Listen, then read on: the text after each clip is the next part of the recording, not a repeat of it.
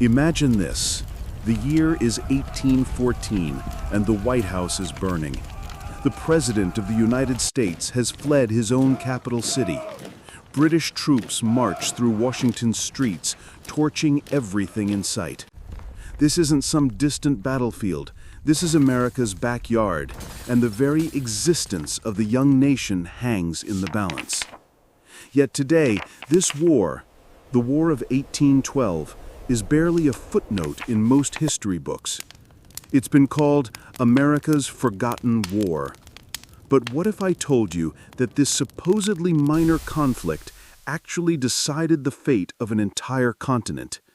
That it forged the destiny of both America and Canada for the next 200 years? This is the story of how a young, barely united America declared war on the world's greatest superpower. How they fought British soldiers, Canadian colonists, and Native American warriors in a conflict that would reshape North America forever. And how the myths that grew from this war still influence our world today. The stakes couldn't have been higher. If America lost, the British planned to carve up vast territories for themselves and create a massive Native American buffer state. The dream of American expansion westward would die. The United States might have remained a small coastal nation, forever trapped between British Canada and a hostile interior. To understand why this war happened, we must first look across the Atlantic.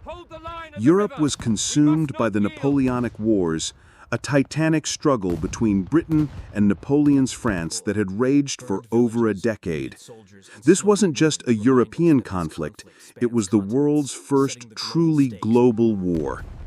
Britain's strategy was simple: use their mighty Royal Navy to strangle France economically. They declared that any neutral ship trading with France would be seized. For America, this was devastating. American merchants were making fortunes by staying neutral, but Britain was making neutrality impossible. But Britain didn't just steal American ships, they stole American men. The Royal Navy was desperately short on sailors, losing 15,000 men a year to disease, battle, and desertion. So they simply boarded American ships and impressed anyone who sounded British into their service. Over 6,000 American sailors were kidnapped this way. The crisis exploded in 1807 when the British warship Leopard opened fire on the USS Chesapeake, killing 3 American sailors and wounding 18 more. They then boarded the ship and seized 4 men. This wasn't happening in some distant ocean. This was just off the Virginia coast in American waters. By 1810, a new generation of Americans had had enough. They called themselves the War Hawks. Young congressmen like Henry Clay and John Calhoun, who had been born after the Revolution. What older Americans tolerated, these men found insufferable. For them, war was the only answer to British humiliation.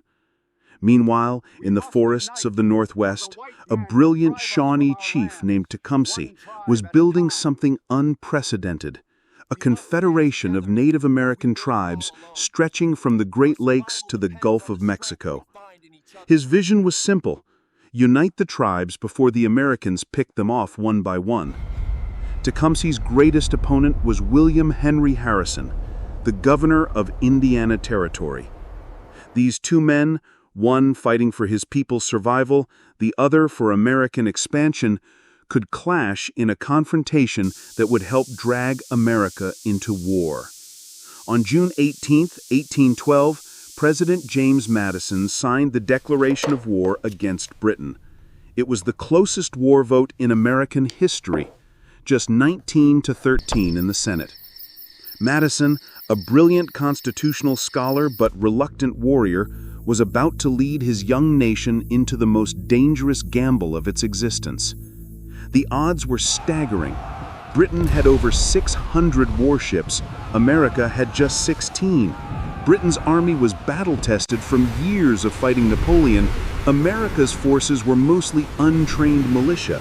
It was like a teenager challenging a heavyweight champion to a fight. America's strategy was audacious. Invade Canada at 3 points simultaneously. They would strike at Detroit, cross the Niagara River, and march on Montreal. Thomas Jefferson famously said the conquest of Canada would be a mere matter of marching. He was about to be proven spectacularly wrong. Leading the Detroit invasion was General William Hull, a Revolutionary War hero now 30 years past his prime. Hull was tormented by an obsessive fear of Native American warriors and paralyzed by doubt. He would become the architect of America's first great disaster. Opposing Hull was the brilliant British General Isaac Brock, 42 years old, strikingly handsome, and a natural-born gambler. Brock had only 1,200 regular troops to defend all Upper Canada, but he had something Hull lacked: iron nerve and tactical genius. Brock was a master of psychological warfare. He dressed Canadian militia in British uniforms to make his force appear larger. He had Tecumseh march the same warriors past the fort 3 times, making it seem like he commanded thousands of native fighters. Hull fell for every deception. Without firing a shot, Hull surrendered Detroit and his entire army. It was the only time in American history that a white flag was raised over an American city before a foreign army. 2,500 American soldiers were marched into captivity, and America's first invasion of Canada collapsed in humiliation.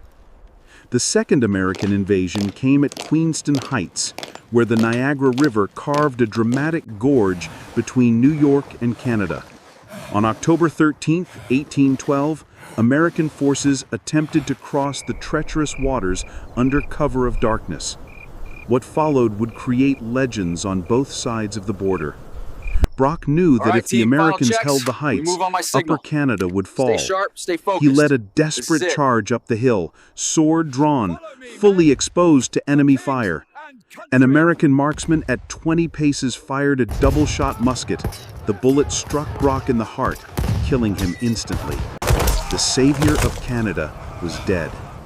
The British raised the cry, "Revenge the General!" But it was the Iroquois warriors who turned the tide.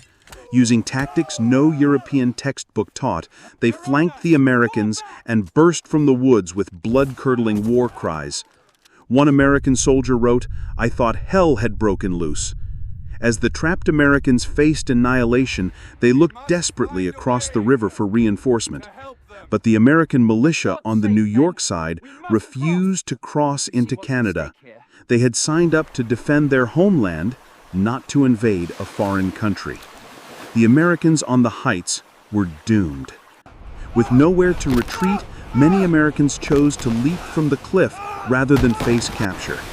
John Beverly Robinson, a Canadian witness, wrote, "Many jumped down the side of the mountain to avoid the horrors that pressed on them and were dashed to pieces by the fall."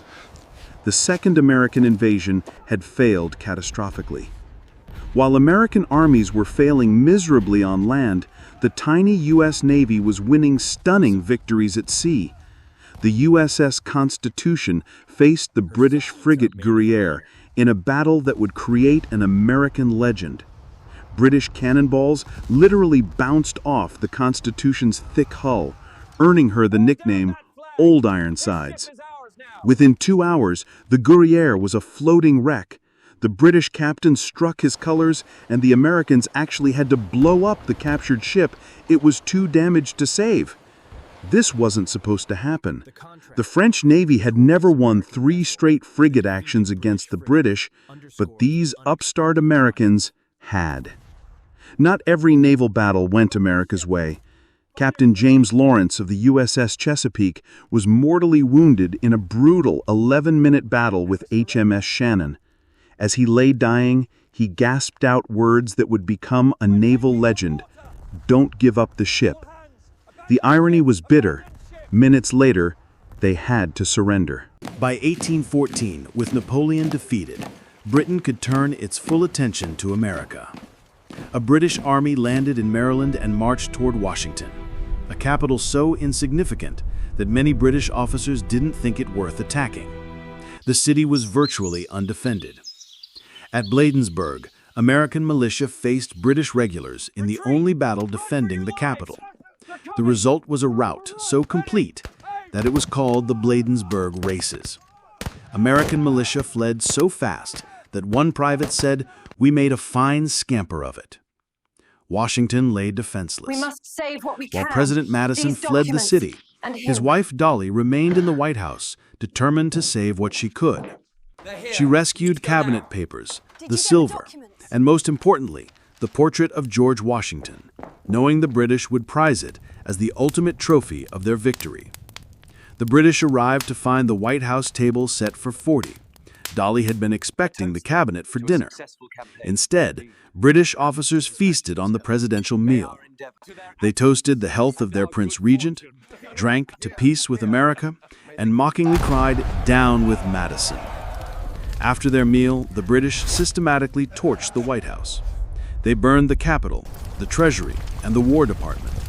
For the first and only time in American history, the seat of government was in foreign hands. The flames could be seen from miles away.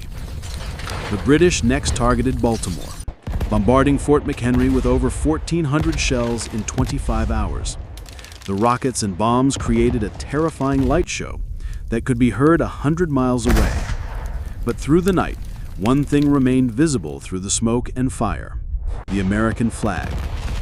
8 miles away, a young lawyer named Francis Scott Key watched the bombardment from a British ship.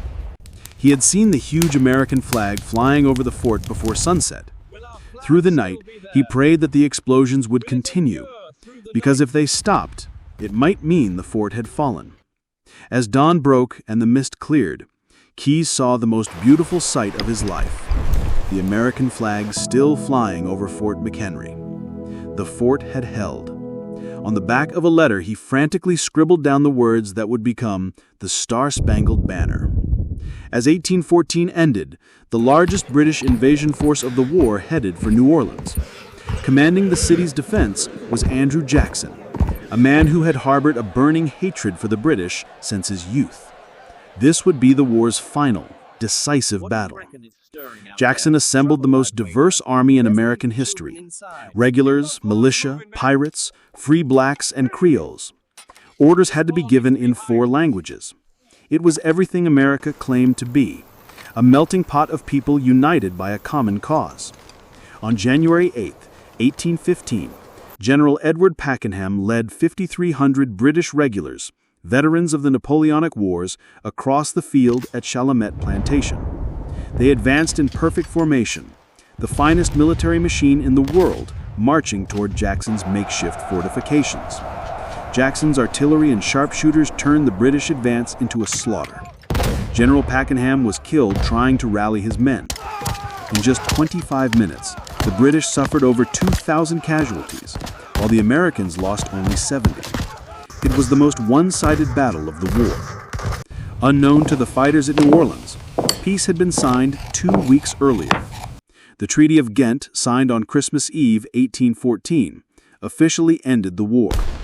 But the victory at New Orleans would arrive in American newspapers before news of the peace treaty. To Americans, it seemed like Jackson's stunning victory had forced Britain to make peace. The nation erupted in celebration. The Senate ratified the treaty unanimously. Suddenly, the War of 1812 was remembered not as a series of disasters, but as a great American victory. But there was one group for whom the war was an unmitigated disaster: the Native Americans. With Tecumseh dead and their British allies gone, the tribes faced American expansion alone. Chief Sasamamawi of the Winnebago raged, "You promised this place would not be given up. It would be better that you had killed us at once." The war's true consequence wasn't victory or defeat. It was the birth of 2 nations. Americans gained a sense of national identity, having proven they could stand up to the world's greatest power. Canadians learned they weren't Americans. They were something different, something uniquely their own. What lasted wasn't the truth of the war, but the myths that grew from it. In America, a war composed largely of defeats was remembered for its victories. "Don't give up the ship," Old Ironsides and the Star-Spangled Banner became part of American folklore. The real heroes were forgotten. Shadrach Byfield, the British soldier who lost his arm, returned to poverty in England. He invented a tool to let him weed with one hand, writing, "I have been able to labor for my family and keep them comfortably for nearly 20 years." The War of 1812 broke Native American resistance forever.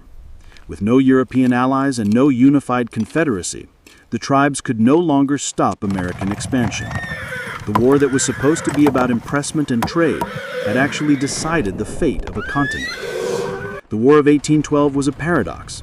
Militarily, it was a draw. Territorially, nothing changed. But psychologically, it transformed America from a collection of former colonies into a unified nation. The country that could barely defend its own capital in 1814 would become a world power within a century. But the war also established a dangerous precedent. Americans learned that military force could solve political problems. The nationalism born in 1812 would fuel Manifest Destiny, the Mexican War, and ultimately the Civil War. The Forgotten War had taught America to fight first and negotiate later. Today, politicians still invoke the spirit of 1812. The idea that America is always the underdog, always fighting for freedom, always ultimately victorious. The myths born in that forgotten war still shape how Americans see themselves. By while our sovereignty is challenged. For the future of this nation, we must be bold. That wars have consequences far beyond the battlefield. They shape nations, destroy peoples, and create stories that outlive the truth. The Forgotten War decided not just America's fate, but the fate of everyone who came after. So the next time someone tells you the War of 1812 was just a minor footnote in history, remember this: it was the war that made America believe in American exceptionalism. It was the war that created the myth of inevitable American victory. And it was the war that decided the fate of a continent. Some forgotten wars are forgotten for a reason. They're too dangerous to remember.